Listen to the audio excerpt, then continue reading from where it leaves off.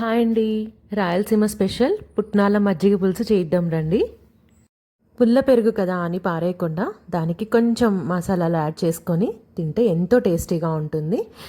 ఇందుకు మనకు కావాల్సినవి పుట్నాల పప్పులు, పచ్చిమిర్చి, అల్లం వెల్లుల్లి పేస్ట్, దొడ్డుప్పు, అలాగే పెరుగు వేసుకొని బాగా మెత్తగా మిక్సీ చేసేయాలి.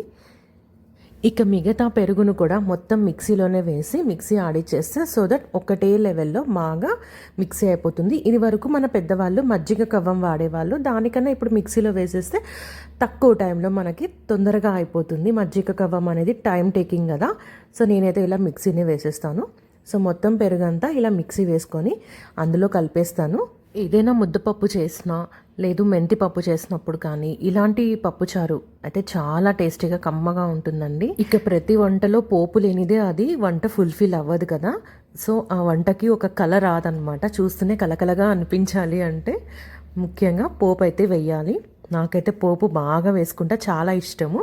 దాంట్లో బాగా జీలకర్ర ఎక్కువ వేసేసి ఆవాలు ఎక్కువ వేసి ఇంకా ఉద్దిపప్పు, కందిపప్పు ఇలా కొన్ని పప్పులు కూడా శనగపప్పు అలా వేసేస్తాను.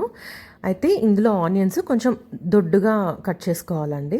ఆనియన్స్ అయితే పూర్తిగా వేయగద్దు, జస్ట్ అలా ఊరికే ఆయిల్ అలా సార్ట్ చేయాలి. తర్వాత ఇంగువ కూడా వేస్తాను. పోపు అంటే మ్యాక్సిమం నేను ఇంగువ వేస్తాను. పల్లి చట్నీ ఇలాంటి వాటిల్లో తప్ప పప్పుకు కానీ రసంకి కానీ అన్నిట్లో సాంబార్లో ఇంగువ అయితే కంపల్సరీ వాడండి, చాలా మంచిది ఆరోగ్యానికి.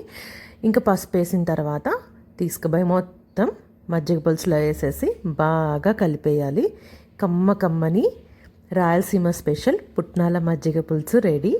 పప్పుతో అలా అన్నంలో పెట్టుకొని తింటే చాలా టేస్టీగా ఉంటుంది.